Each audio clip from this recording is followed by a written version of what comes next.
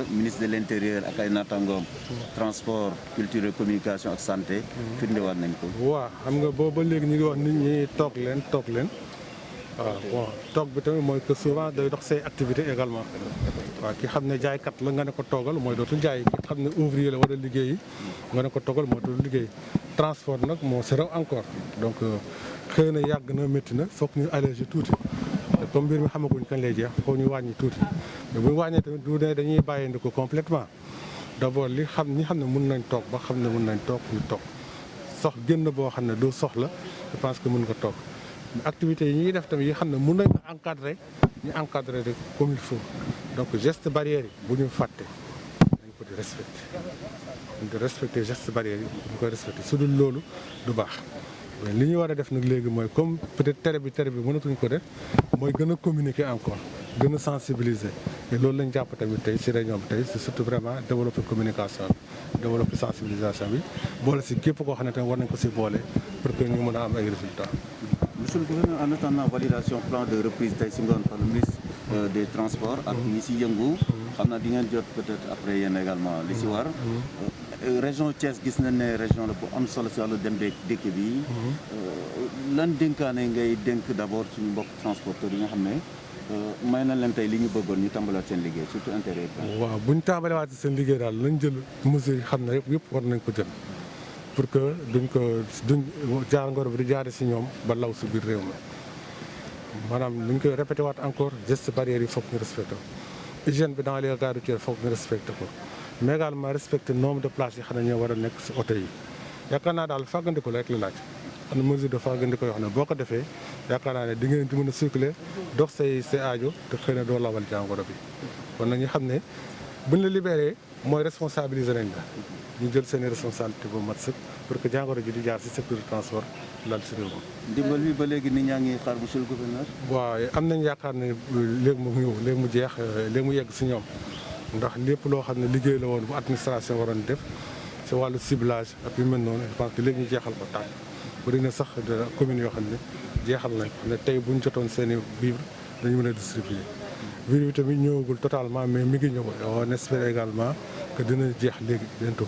personnel de santé bi ñoom ñoo tànn métier boobu ay fonctionnaires lañu. non seulement dañu exposé mais ñu ngi dem lu ne ñu ngi koy daj. ba sax ñu ngi leen di boot di leen saaga di leen dóor xeer. looy dalalee seen population bi. waaw wax la population yi ñoom ne leen li ñuy def moom du yoon. te waruñu ko di def wax dëgg yàlla nañu gën a jàpp ne lii ñun ñëpp ñoo ko bokk.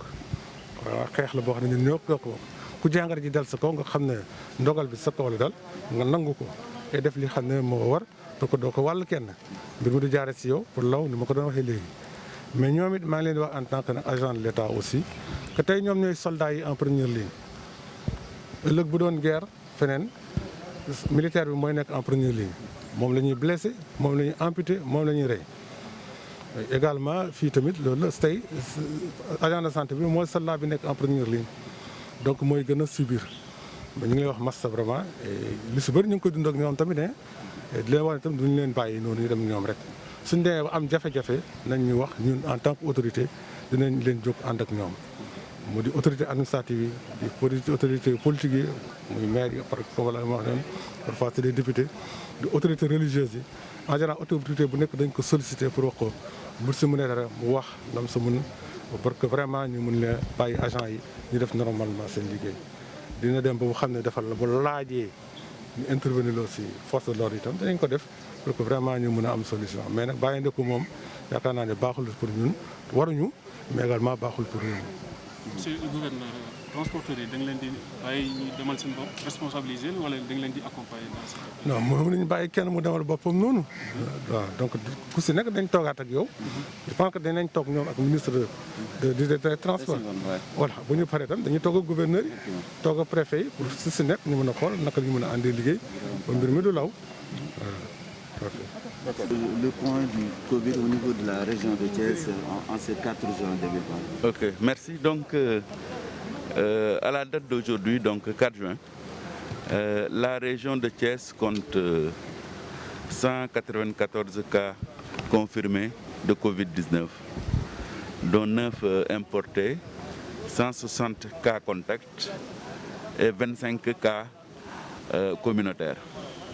Donc il faut dire qu'à l'heure où on vous parle, nous avons 487 personnes qui sont confinées maintenant dans la maison parce que les nouvelles directives reçues du ministère de la Santé et de l'Action sociale nous disent maintenant, de confiner les personnes dans leur domicile.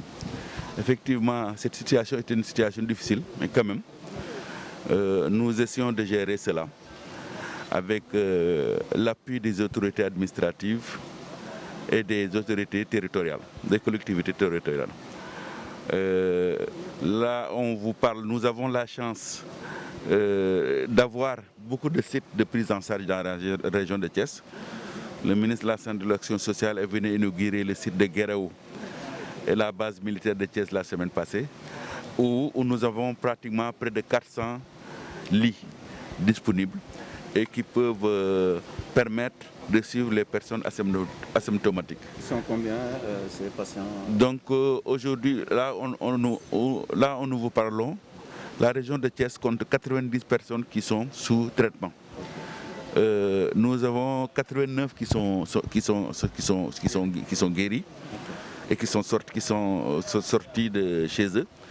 Alors la situation de la pandémie dans la région, parce que ce que je peux dire, c'est qu'à chaque fois que nous avons eu des cas, nous nous sommes battus quand même avec l'ensemble des médecins chefs de district et des équipes sanitaires de la région, jusqu'à ne plus avoir de cas.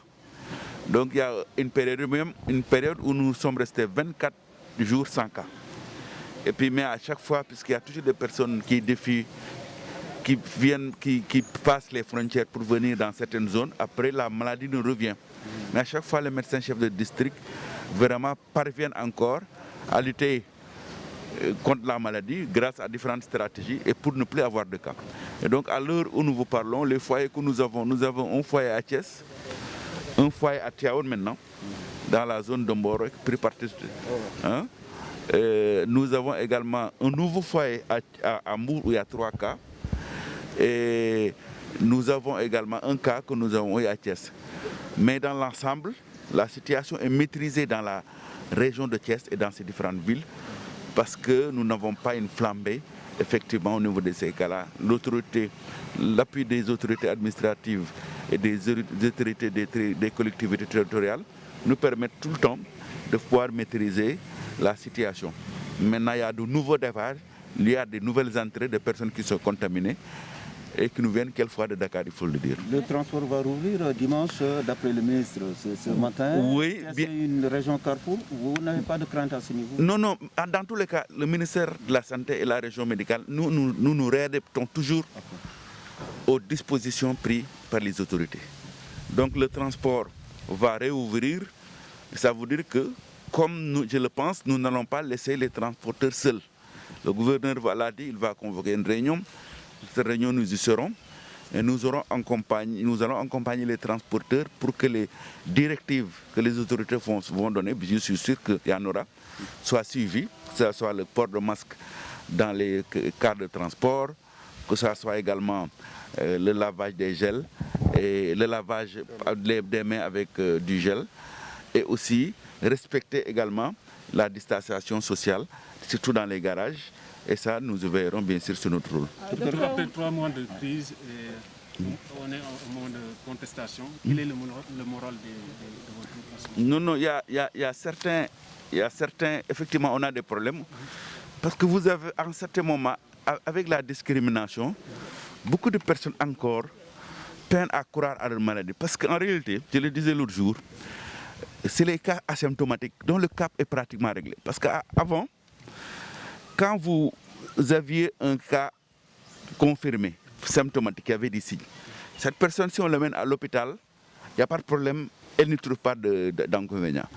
Mais quelquefois, quand nous prenions une personne qui n'avait aucun signe, qui n'était qu'à contact, mais qui a eu le virus, quand il est confirmé, le fait de l'amener à l'hôpital effectivement posait des problèmes. C'est pourquoi le ministre de la Santé et de l'Action sociale nous a instruit, avec les nouvelles directives, de créer des sites de prise en charge extra-hospitaliers. Ce que nous avons, ce qui fait que Guéréo a été ouvert et la base militaire est ouverte. Et donc quand vous voulez là-bas, je pense que vous y étiez, vous voyez que c'est des sites très conviviaux, où les gens savent que nous ne sommes pas dans un hôpital. Et ils acceptent mieux ça. Vous verrez, il y a moins de problèmes depuis que c'est ouvert. Il y a plus de pratiquement 500 000 personnes qui étaient hospitalisées. Et à ce que je sache, il n'y a aucun problème qui a été rencontré. Mais c'est vrai que prendre une personne qui était asymptomatique et le mettre dans un hôpital posait problème. Je veux parler des agents de santé, leur moral à ce moment-là.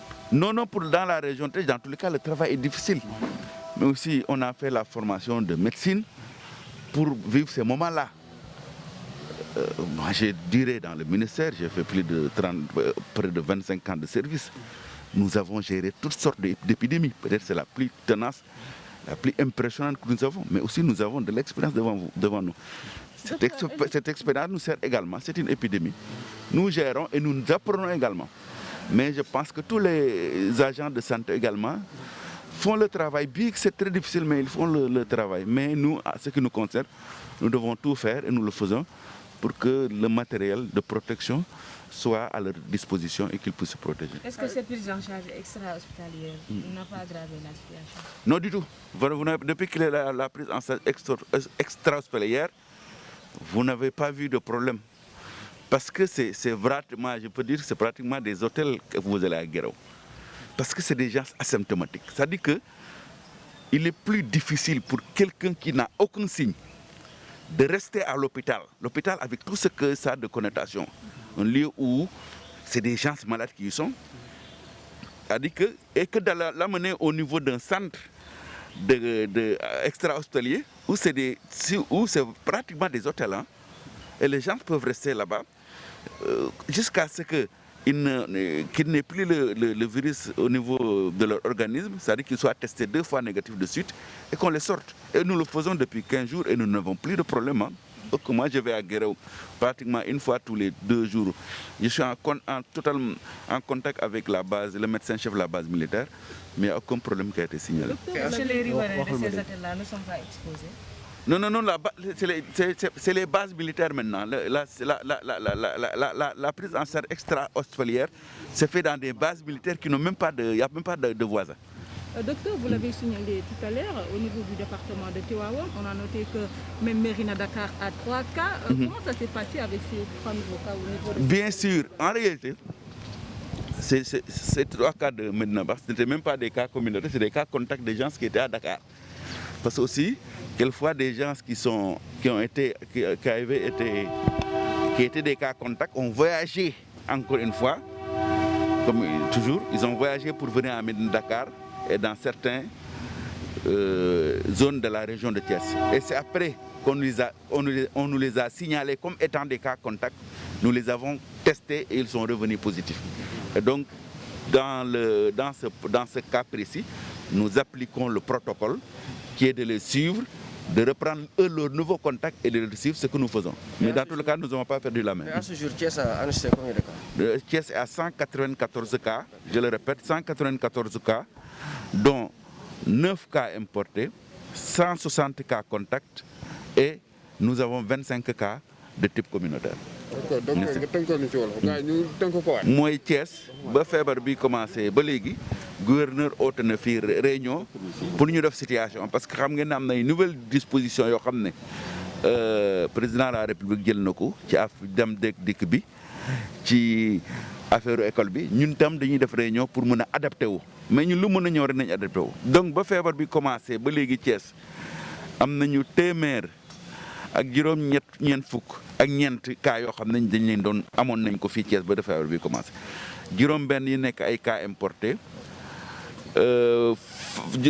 ñaar fukk ak juróom yi nekk ay cas communautaire téeméer ak juróom-benn fukk 160 nekk ay cas contact ñu leen di suivre ñun nag Thiès am nañ chance vraiment chaque fois que amoon nañ ay cas aussi danañu xeex ak médecin chef de district vraiment ma leen di gërëm au passage ba nga xam ne fañ nekk sax dootul amati cas maanaam dañuy dem ba épidémie jeex foofu mais à chaque fois parce que ñun dañoo dégg Dakar te Dakar la épicentre bi nekk à chaque fois dañu amaat ñu ñëw andi feebar bi mais teewul kiiwuñ ci xeex bi sonn ci léegi nag ñu am chance ministre de la santé Abdoulaye Diouf Sarr donc mettre en place ñaari site de prise en charge foo xam ne ñi nga xam ne dañoo feebar te dara amuñ benn màndarga feebar bi dara dalu leen ñu ubbi ko Guéréo ak base militaire u Thiès donc hôpital Thiès nag ñu fay yóbbu ñi nga xam ne ñoo am ay màndarga mais depuis biñ defee loolu ba léegi daf ñoo yombal liggéey bi parce que problème bi ñu amoon mooy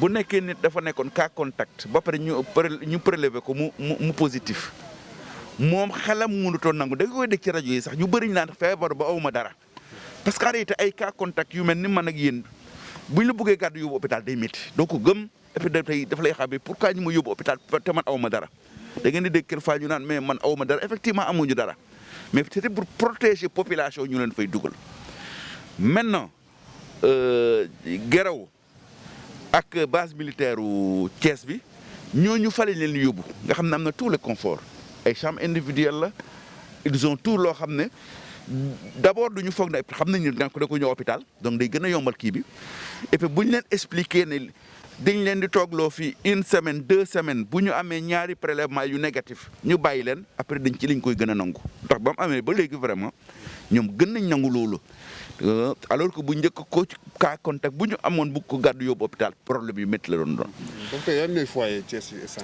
léegi fii Thiès actuellement foyer yi am mooy Thiès am na ay foyer ñu ngi koy suivre zone Tivaouane bi am na ci département Tivaouane am na aussi ay dëkk yoo xam ne poids la Mboro amoon nañ foofu ak sa kër Chérif Lo et puis Mbour aussi commencé na temps il y a 2 jours donc am na premier cas yi am nañ aussi premier cas Xombol aussi dama ko fàtte woon Xombol am na cas ak Joal ak waaw mu ngoog cas Xombol bi Toubatoul lu jóge donc pour le moment district am nañ Thiès mais bon teewul nag vraiment aussi médecins yi ñu ngi ciy liggéey donc problème yi doon am effectivement am na ñoo xam ne bu ñu demee parce que léegi bàyyi nañ di yóbbu contact yi ci hôtel yi dañuy yóbbu aussi contact yi léegi ñu toog seen kër ñu leen di suivre. quelquefois ñoom ci ay jafe nekk nañ ci 400 ak juróom-ñetti fukk ak juróom-ñaar donc muy 487 si je ne me trompe ci ay contacts yu ñuy suivre quelquefois aussi ñu jël leen foofu dañ fa am ay jafe-jafe parce que quelquefois ñu yóbbu leen ñoom it xam nga confiner nit ci hôtel mooy gën a yomb parce que dafay nekk sa wet parce que nit bu nekkee këram nag quelquefois confiné ko day jafe. mais am ay agent de santé yu leen di suivre seen kër yi. kañ dañuy am kii communautaire bi foofu dañuy jël kii communautaire yi.